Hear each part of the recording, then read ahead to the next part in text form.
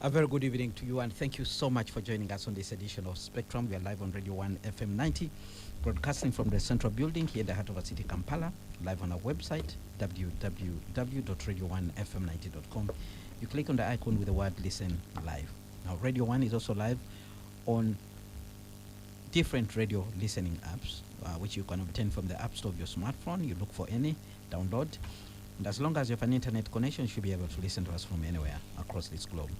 We're also coming to you live on your TV set. If you have a DSTV connection, look for audio channel 897. Today, activities kicked off in two major political parties in our country. That's the NRM and the National Unity Platform Party. And that's what they call expression of interest. People wishing to contest for parliamentary seats, but also leadership at the district level. We are flocking to the two different political parties to pick papers. The process is that you pick your paper. For instance, in the NRM, you go back to the electoral area, you get signatures, and then you come back to confirm that you've been duly supported by the people on the ground. The same applies to the NUP, where they are collecting papers. And there is a committee there, Electoral Management Committee, which is handling the exercise. But the questions are about how the two political parties are arriving on their respective candidates for the different positions. NRM has an adult suffrage system where they will be going for a vote.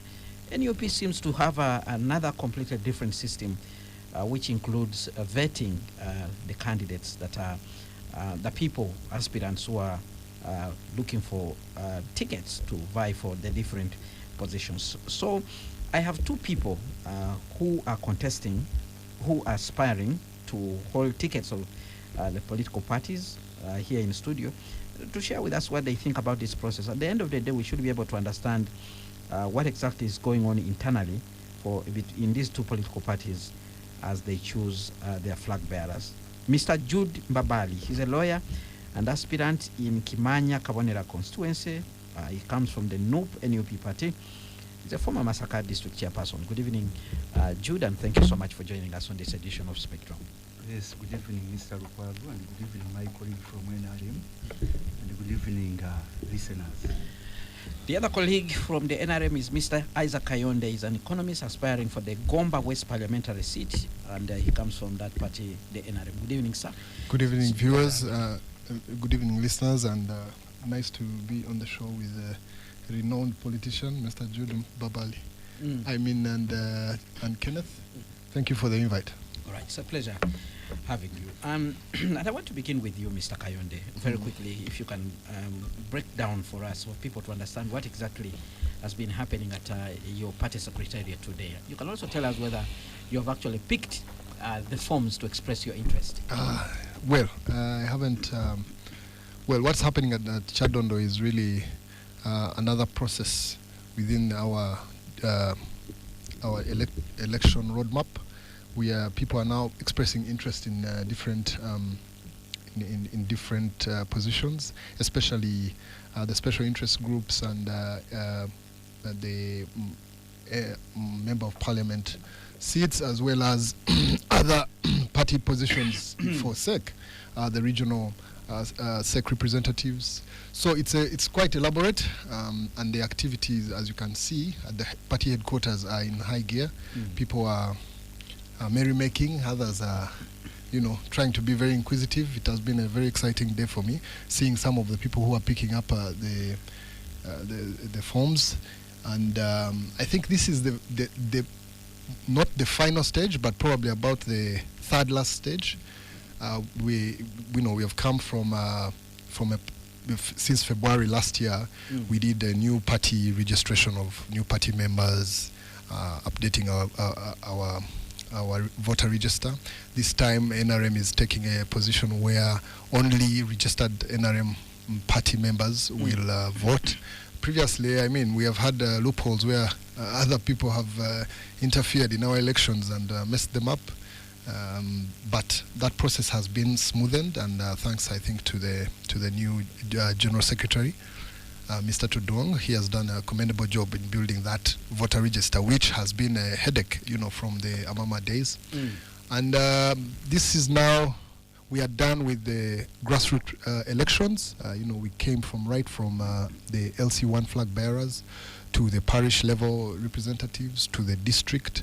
That elaborate process has been completed at that level. Now we are going into the Member of Parliament elections in July, mid-July, 16th or 17th thereabout. And it's a very open, transparent, democratic process for the party as of now. All right. Yes. All right. Let's hear from Jude. What has been going on in your party? Thank you, Mr. Rukwago. Today, the party opened up for all aspiring candidates to go to the headquarters and pick nomination forms. This is a form where you feel, sign, showing that you are interested in standing for such and such a position. Yeah, I also today picked mine. I've looked through it and I've liked it. It's a very serious form where you are even asked to attach certified copies of your education, copies of your academic documents. Because when I asked why should they be certified, the election management officials told me that it's because they have realized many people have a tendency of going to NASA and get academic documents from there and forward them to both the Electoral Commission and the party. But at the end of the day, when election petitions are filed against that person who has won, you lose the seat as a party. So they are guarding against that. So it's a watertight process? Yeah, very watertight. They ask some questions, and the same form indicates that you have to go through another serious process after getting that form and handing it over back. Yeah. So what else is on the form apart from academic documents? Of course, they ask your names, which constituency you want to stand for, reasons why you want to stand. It's a one-page document, but concrete. It has all of the necessities that the party needs to know about you. Yes. All right. Some people have been talking about that a particular exercise and how NUP arrives at its flag bearers, and people have been saying it's not democratic because it's not an exercise where people decide by voting. What exactly goes on? Yes. Have you been able to understand what goes on? Yes, ours is a unique process. It is a process that has 3 stages, 3 phases. One, there is vetting, and then after vetting, there is you meet a committee, and the committee asks you 10 questions. 10. I will go into details if you give me time. Please. We want to understand thoroughly what actually goes on. Yes, those questions relate to the following. There are 10 questions. Your commitment to the party and loyalty to the party, to your contribution to the struggle. People need to know, have you been struggling against the dictatorship in Uganda, or you've been sleeping and eventually you've seen an opportunity, you want to seize it by becoming a member of parliament. Then knowing the party ideology. Do you know the party ideology? If you don't know, then you can't be a good member of parliament for the party or a leader. 2, loyalty to, skills. Are you assertive as a leader? Can you be assertive when you become a leader after you've been elected? Then ability to communicate. Some leaders are good, but they can't communicate. So they want to assess whether you are capable of communicating effectively. Then experience as a leader. Have you been a leader before? Or you want to become a chairman LC5 and yet you've not led anywhere before? Then do you understand the position you are contesting for? That is a very serious question. Do you understand? Some people don't understand what they are contesting for. Somebody wants to contest for member of parliament, but he doesn't know the roles of a member of parliament. These are the people who go to parliament and keep quiet throughout the sessions. You've seen this, Mr. Rukwago. Then, do you have capacity? This is very important. Do you have capacity to meet the campaign expenses as a candidate, because you know the party will not give you the money that you need. So the party needs people who have capacity to fund their campaigns. You know, campaigning is a very serious venture. I have campaigned before, I know what it means.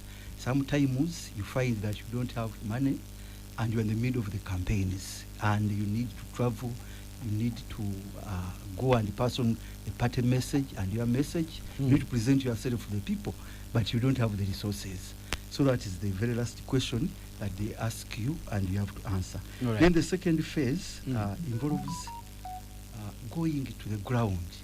A survey is carried out on you as a candidate who is capable here among the NUP candidates in this constituency. If you're Those are multiple. party officials who go to the ground and ask about your strength in the party. I mean, on the ground. Are you there? Do people see you? Will they vote for you? And you get, I think, 50 marks. If each candidate gets 50, up to 50 marks. So 50, your credentials, and the 10 questions you put across that you told us, Yes. then 50 is on the ground. Yes, the but you consensus. also, no, you also have to, there is public debating. That is also an aspect that if time allows, because many people want to see you debating. Are you a serious debater or not? Okay. So that is an aspect also that is involved in that process. Just before I move to Kayonde, you were previously in the Democratic Party. Yes. Compare the process in the Democratic Party and the NUP. Which one would you prefer? Which is more democratic? I think this one is watertight. The one of the Democratic Party is manipulatable. One, the chairman of the district or the constituency, the moment he says, I want to be the candidate, you can't defeat him because he has 25 members of his executive who come and vote, plus a few others who come from the parish. So you find that the chairman and his executive, they already have the majority.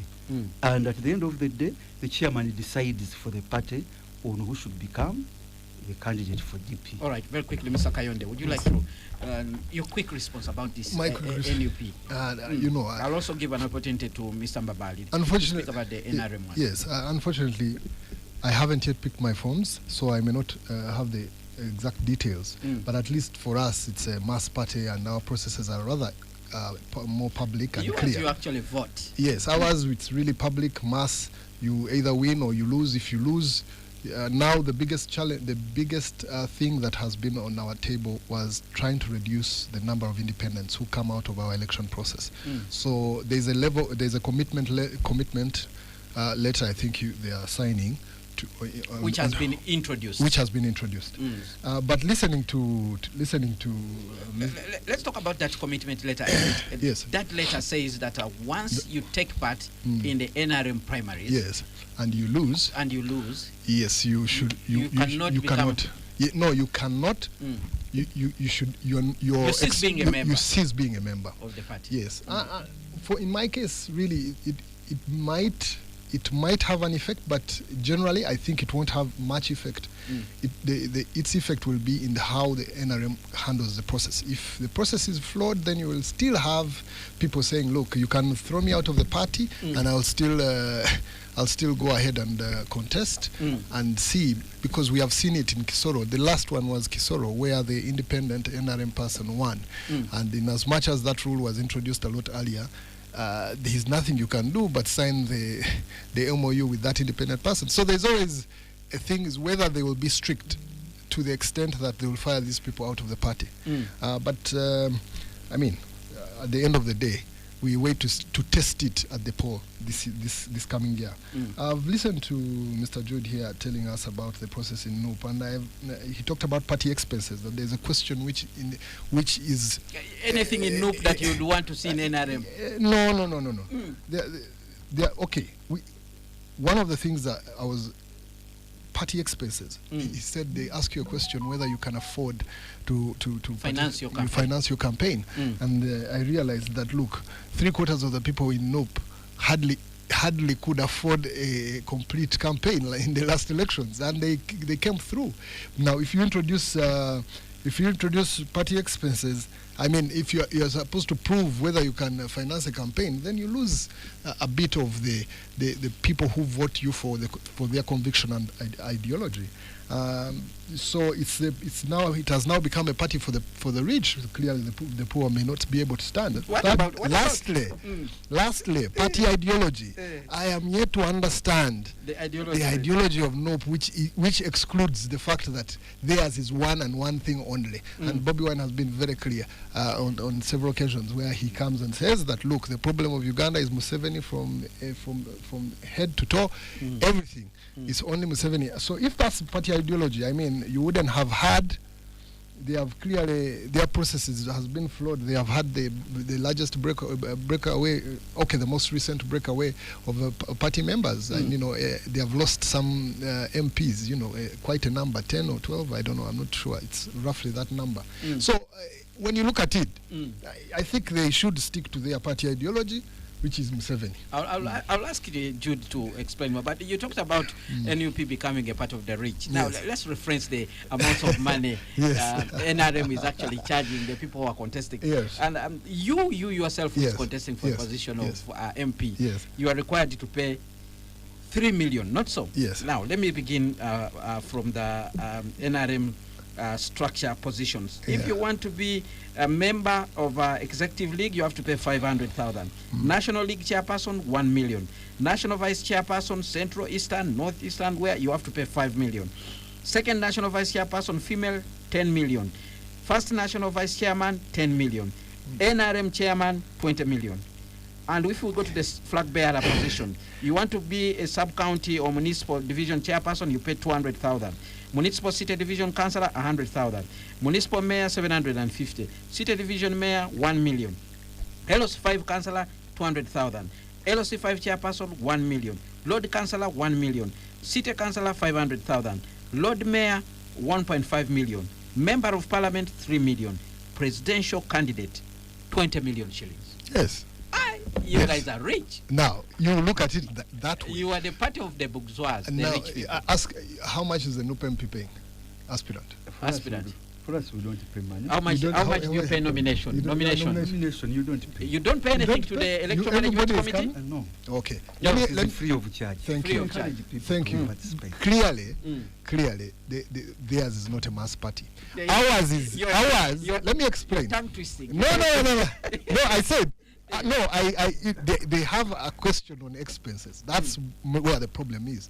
As we are not asking people to bring their bank statement. We are just saying what they are using this money for is not necessarily to for the rich, but to kind of it's a process of elimination. Right? It's a process of elimination. It's just like. So if I'm poor but I have leadership abilities, I cannot contest it. If you cannot mobilize 3 million shillings for that, because if you cannot mobilize 3 million shillings, then you're going to have a problem in the election. Let me explain. That you see, for us, we give 3 million as a way for the party to mobilize resources, because it's a mass party. You know for sure that many people are going to come through and get this money. You see it at that point. However, when you win, the party supports you with the resources. When you win the ticket. When you win the ticket, okay, the party does support you. So it's a question of your ability can be demonstrated by your ability to raise the 3 million shillings. Once you are able to raise that and go to the public, you would have jumped that first hurdle. Then you go. But looking at election expenses, I can tell you as an NRM candidate, I have been aspirant as an NRM aspirant. This 3 million is a daily expense. It's a daily expense in the constituency. You know, I'm not saying it in a what can I say? But my point I'm trying to say, you are not showing off. We are not exhibiting money. We are just saying that, look, even that 3 million shillings, you may not have given anyone, any specific individual, but what is down there is a bit very demanding. The population has reached a level of what can I say, demand, yeah, from candidates, that they invest in in public, in gathering people and all those things. And you see, I used to be. You don't want to say it. You're buying votes. No.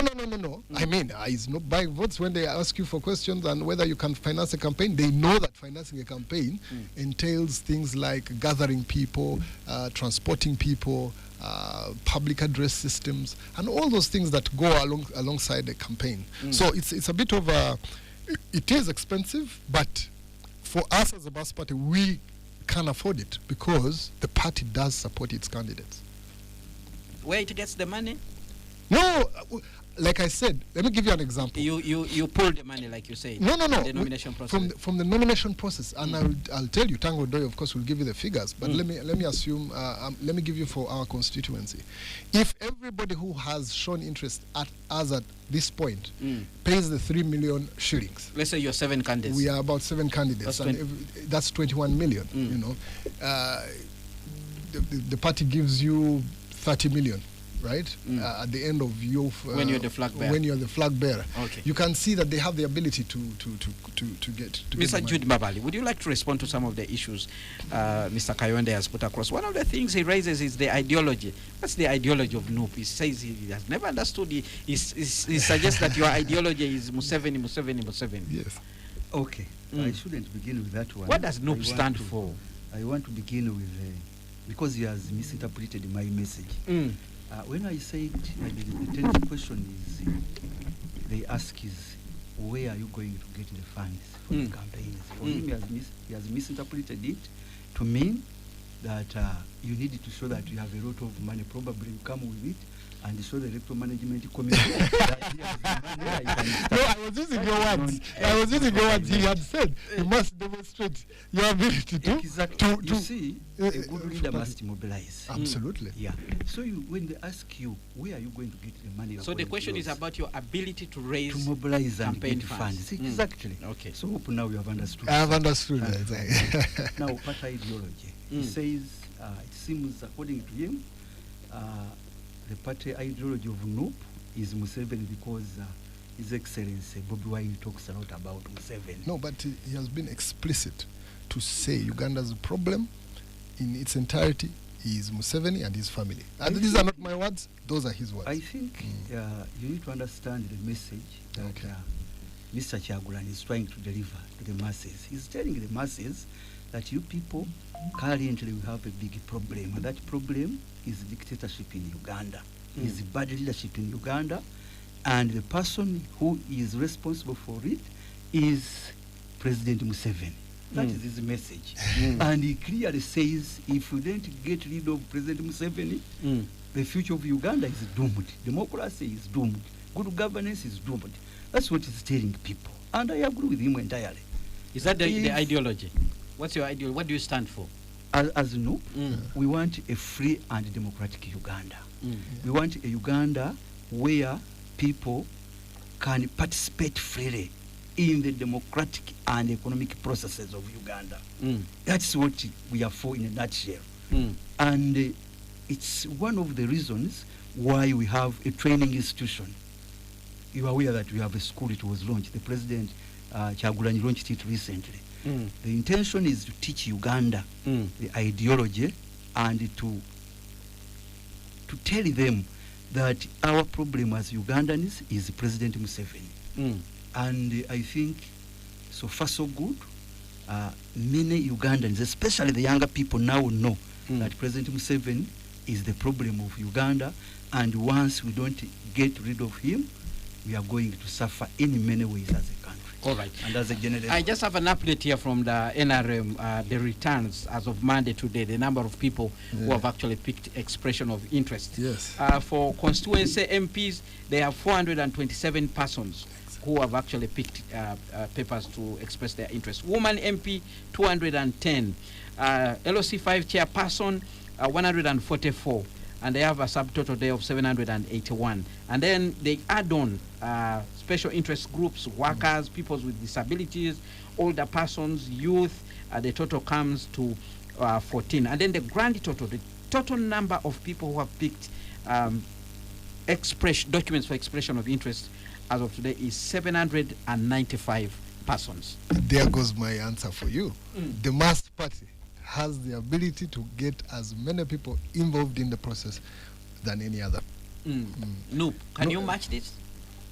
It's not a matter of matching. For instance, It's from a what, matter I'm, of from what I'm seeing here, Mm. it's like NRM is ready to field candidates in all constituencies. We are also trying. You know, we're a younger party. We are the youngest actually amongst those who are seriously competing against NRM. Mm. We are a young party, but we are able to get 50. 3 months after we are registered as a political party. This time we intended to get 100. That's our target. Only? And we need quality MPs. You want only 100 MPs? That's our target in Buganda. In Buganda That's our region? target, Oh, yes. in Buganda? Yes, in Buganda. That's our target. And it's a good target. Your target rotates around Buganda only? No, we are, you know, most of the support we have as a party currently is in Buganda. It is a fact. That's where you have the majority of members of the party. Let's go for a break. When we return, we'll dig deeper into this issue of Buganda, because I know the NRM is also trying whatever it can to reclaim, and you're also talking about a target of 100, which means you want to increase more. But if you heard from Mr. Kayonde, he's actually talking about you losing seats. There are a number of people who have jumped ship and gone to NRM. What does this mean for you, NUP? Let's go for a break now. Keep your comments coming via the WhatsApp line 0703 090 090. We're trying to look at how NUP and the NRM are handling their primaries to arrive at candidates for the different electoral positions in the forthcoming general elections. Stay tuned, Radio 1 FM 90. We continue after this break. I'm glad that you're still with us on Spectrum, live on Radio 1 FM 90, broadcasting from the Central Building in the heart of our city, Kampala. My name is Kenneth Anderson Lukwago, your host. Two guests on the show today, Mr. Jude Babali, lawyer and aspirant Kimanya Kabonera constituency on the NUP party ticket. He wants to get that ticket. It's currently being held by Dr. Abedi Bwanika, who is now part of the Democratic Front, the new political party which was launched recently. He also served as Masaka District Chairperson. Also in studio, Mr. Isaac Kayonde, economist aspiring for the Gomba West parliamentary seat under the NRM party. He's yet to pick his papers to express his interest, but he was in this race in the 2021 general election. That seat is currently being held by the Honorable Robina Rwakojo. Now, before we went for the break, we were discussing issues to do with ideology. I don't know if you clearly understood what NUP stands for. Again, tried.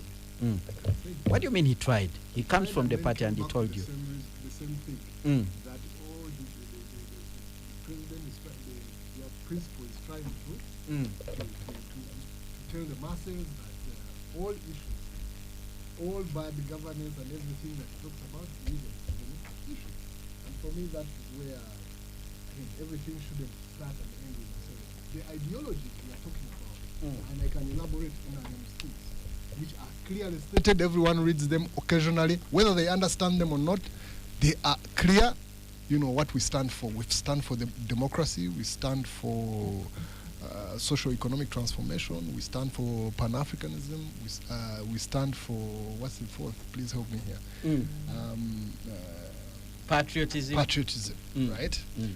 Those are the four core pillars. Now, in there, whether all party members understand them is another question and another debate. I will explain another day. But those were really my points. Would you like to give him an opportunity maybe to get a little bit clearer? I think I can. On the party ideology. Party ideology. NRM party ideology. He still insists he does not understand. No, I said he tried to explain, but ended up at the same answer. When you say he tried, it means you are not satisfied. Clearly, that's why I said. No, but I think he's worried of. All right, maybe let me put it a little bit simpler, Mr. Juden Babali. Why should someone join NUP? Thank you very much. Actually, many younger people are joining NUP. No, that's not what I asked. I asked why should someone join NUP? Yes, I'm explaining. And the reason is currently that they see no capable leader other than Bobi Wine Kyagulanyi, the president of NUP. Reason being that many Ugandans, after 40 years of NRM in power, they have realized it is the problem that Uganda has. And if they don't get rid of this problem, then there is no progress. And Mr. Kyagulanyi has been very clear and eloquent about it. He gives the strategy, he tells you the problems, he exposes the NRM, he gives you the problems that Uganda is currently facing because of President Museveni's misrule. Give us one scenario. For example, democracy. Democracy. He says democracy is one of the cornerstones of their NRM party, their ideology. But you see what happened in Kawempe. So what would you do differently, NUP? The moment good leadership begins with free and fair elections, if you don't have them, then you have no democracy, you have no future. Even the economy can collapse in a moment. It can collapse. So you saw what happened in Kawempe. It is a disaster. They even went to court, and the court said that it is true. This election was not free and fair because ballot boxes were kicked, they were not available, votes were not counted. And who is responsible for that? It is NRM. You know why President Museveni It's the Electoral Commission. Really? It is. Really? It is NRM. Electoral Commission. NRM sent goons to do that exactly so that they go to court and have this election cancelled. NRM fought, and many, almost close to 1 million Ugandans died because there had been a stolen election of Semogerere. Now President Museveni is doing worse than Obote. The evidence is available. The credentials of NRM Incredible. when it comes to democracy. Again, democracy. Earlier- We earlier- have just demonstrated. Earlier today, there was a statement made by Mo Ibrahim, Dr. Yes, Mo Ibrahim, yes, yes. of the Mo Ibrahim Foundation. I listened You know to the that. work he does to Yes. promote democracy. Yeah. He told the Tanzanian President Suluhu Hassan and President Yoweri Museveni to stop mistreating the opposition. He said they are citizens, they are not enemies. Absolutely, but you see, he's not in charge of any country, He and isn't. he wouldn't understand the dynamics of keeping our country stable. Now, for example, I mean, if you asked who of us here, me and Jude, feeds on any intelligence material, if you were, for example, the president of NUP, and I'll tell you this, William Ruto. Coming into the presidency, his largest issue was, you know what, abductions and everything. Guess what? He takes power, and guess what he's doing? He's probably doing the same thing now. I'm not saying that is the right thing to do. However, you might find that there are situations where you as an individual in leadership may not be able to be idealistic, right? And you have to be realistic. So anyway, I shall not get into that. It may be diversionary. I want to stick to the NRM democracy. And you see,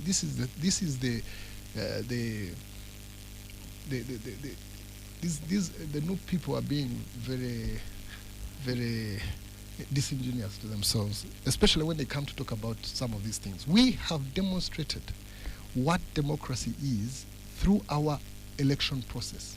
We are electing people at the lowest level of LC1, right? No, but I'm just saying. democracy also entails how you treat your competition. Yeah. For instance, we have seen President Yoweri Museveni moving across the country. I know you're going to tell me he's the president, but indirectly he's campaigning. We have seen the NRM moving, carrying out rallies even here in Uganda. But the NUP party cannot do that. They have been restricted to town hall meetings, which is not their strategy of... the president has been very clear that he championed and promised the people the parish development model in the last election. What in effect he's doing is monitoring and evaluation. Now, you can interpret it that he is campaigning, but how is he campaigning when he's going to two-member households or five-member households? No, my thing is this. My thing is this. This is what I have that seen. Unfortunately, you are looking at it from a very idealistic point. This is what I have point of view, observed. But the reality is Each that region he is accountable to his promises. This is what I have observed. Each region where President Yoweri Museveni goes, the rally ends with an announcement and what do they call it?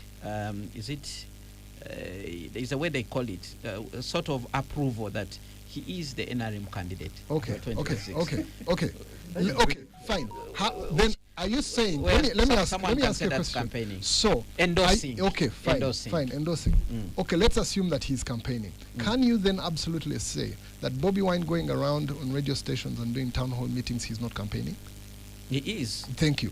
The point is, the difference is, the law is very tricky. That you see, for him as President Museveni, he might be allowed to do it.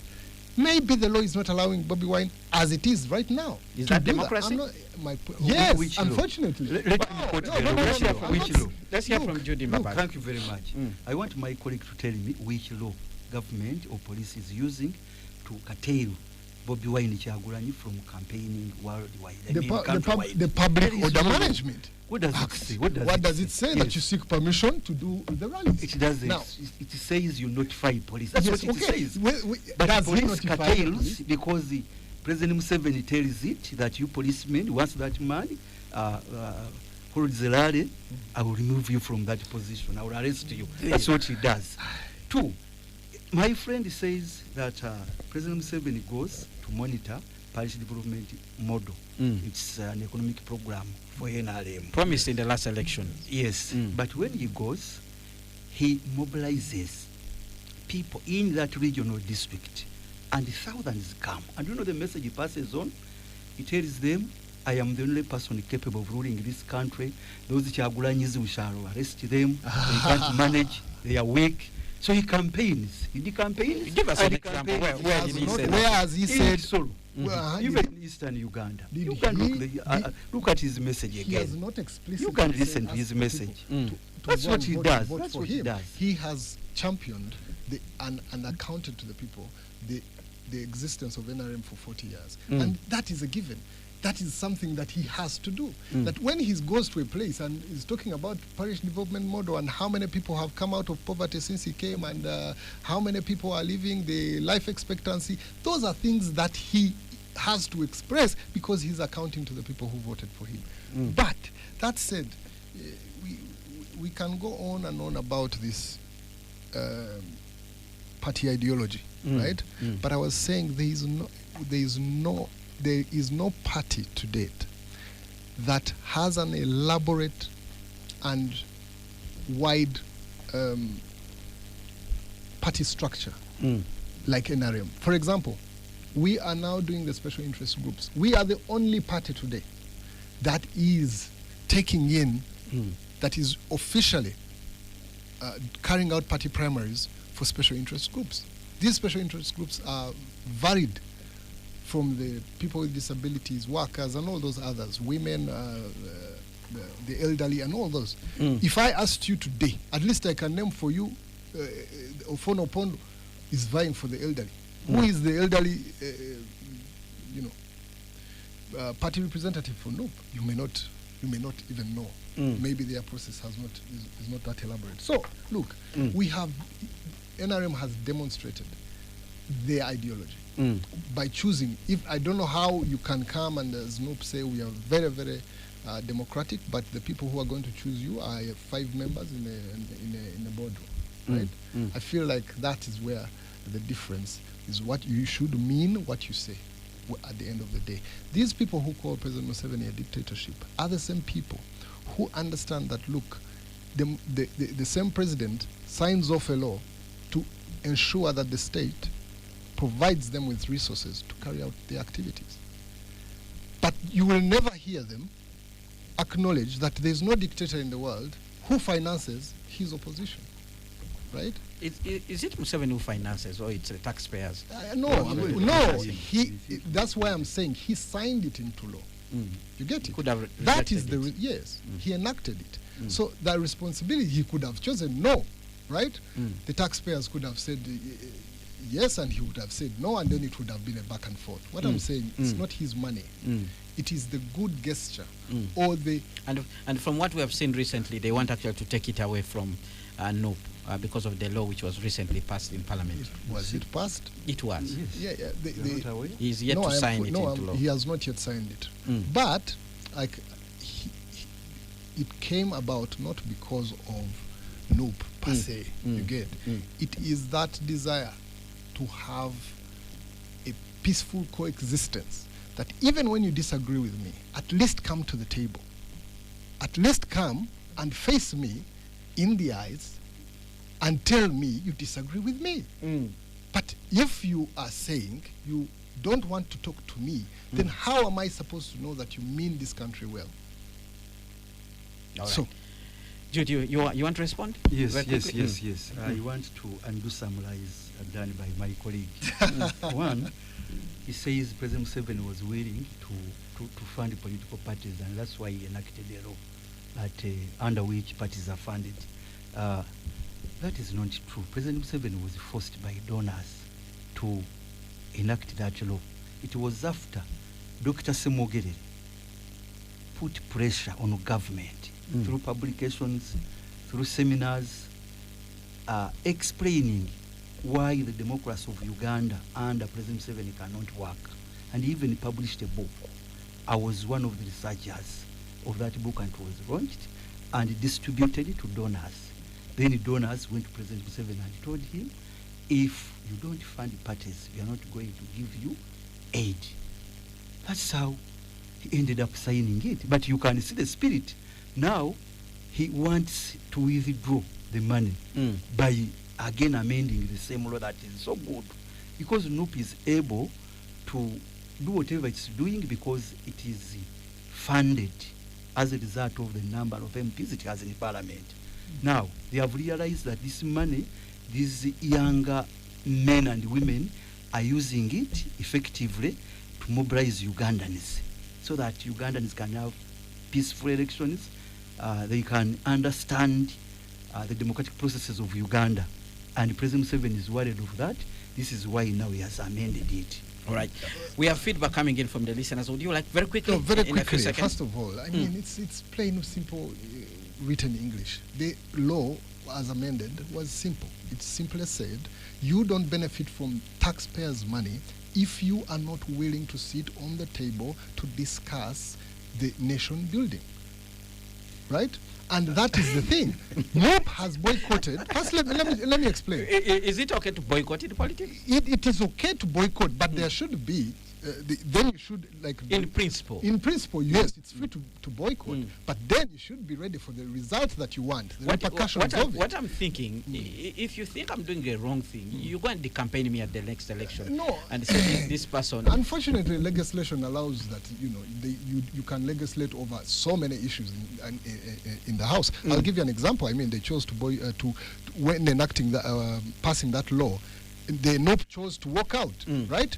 Their views were not expressed. They walked out and they left. Now, why would you blame the people? All right. Let's get the comments coming in from the listeners. Very quickly, I begin with this one. Thanks for the show, Kenneth. Good evening to you all. Let those two gentlemen explain the protest vote.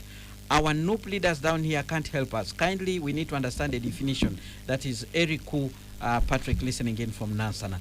Then we have another comment. My question to the NRM man is, what is the ideology of NRM in the past 30 years? Because they have done nothing on roads, hospitals, agriculture, and schools. And yet, those are the only areas where the taxpayer or common Ugandan would benefit from. That is Moses listening in from here in Kampala. Thank you for the program. Mr. Mbabali has misrepresented us. Always get yourself ready and prepared for such programs with everything on your fingertips. I don't know where he thinks you did not represent them well, but you'll respond. Opposition parties are giving NRM a lot of breathing space. They don't talk about real issues, but simply Museveni goes. Museveni cannot go away with corruption, as he also found it here. What is their plan to fight the main challenge facing the country, or do they just want to replace thieves with thieves? Then we have another comment from Robert Inikumi. Spectrum, there is nothing mass about the numbers Kayonde is boasting about. First, where does the NRM get the 30 million they give up candidate? They give MP candidates.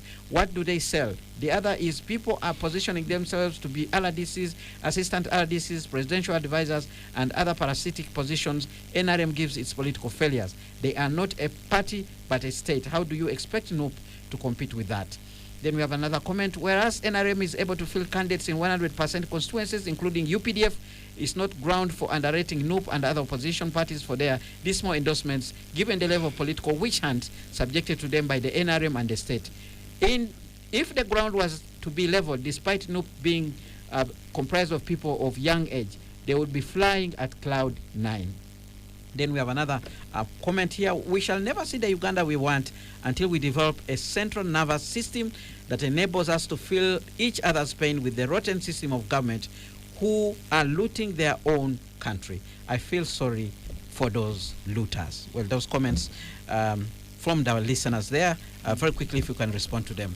Who wants to go first? Can I begin with you, Mr. Mbabali? Yes, there was a question about protest vote, and I want to make a summary about it because we don't have time. In effect, we as NUP, we are not going to boycott because many people, once they hear that we are going to protest vote, then for them they interpret it as NUP telling them not to go and vote. We are going to participate.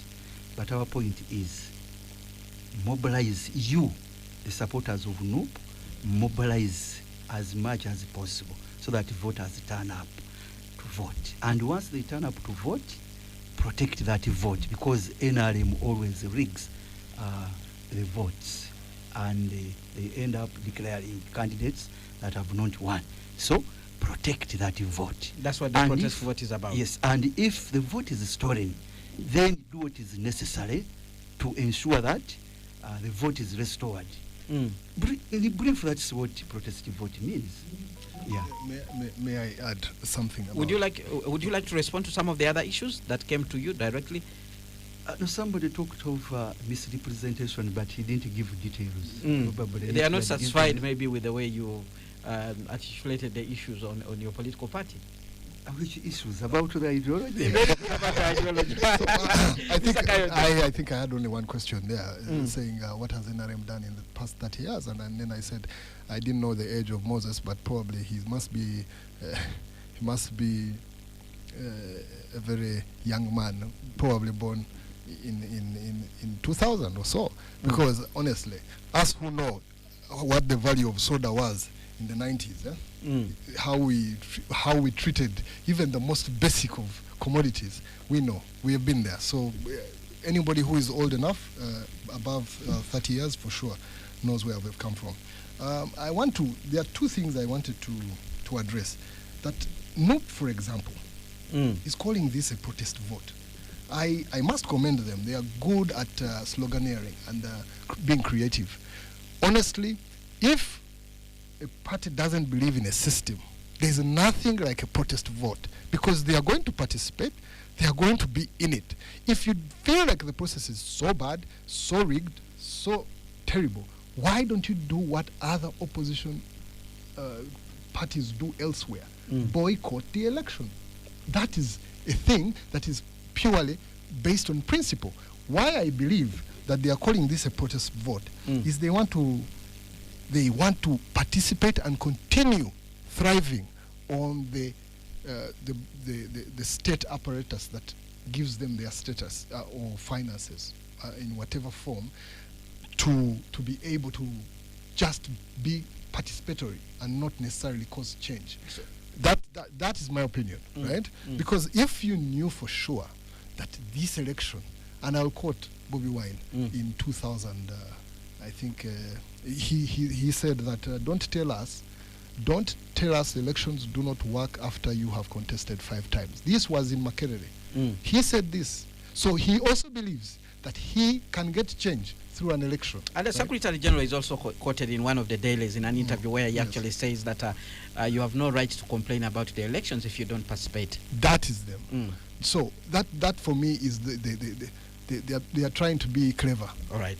Very quickly, we have to bring the discussion to an end, and I'll come to you, Mr. June Babali, for your closing remarks. Very quickly. Yes, thank you very much for hosting me and for discussing this process of choosing party candidates. It is a very serious process, and I pray that we take it seriously as NUP as well as NRM. But you know, NRM, they already know who is going to stand where. The president determines. It is not a process. Sometimes he goes to, before the election, the primary elections are done, he goes and he says, this is a good man, you should vote for this one. That's what he says. And that is not democracy. Haven't you heard him saying so? He has said it on several occasions during primaries. All right. This one is a better candidate. One more comment from Jeff from Bale. The NRM party claims to have embraced democracy, but their actions raise questions. To the NRM representative, I would ask, does democracy only apply within your party while ignoring the rights of Ugandans in other parties? Is democracy about suppressing opposition voices, using government machinery, visionary. We must be mindful of the precedent we are setting. That's a comment from Jeff, listening from Mbali. Very quickly, your closing remark. My closing remarks is I'm very glad I have something to take back to the Secretariat.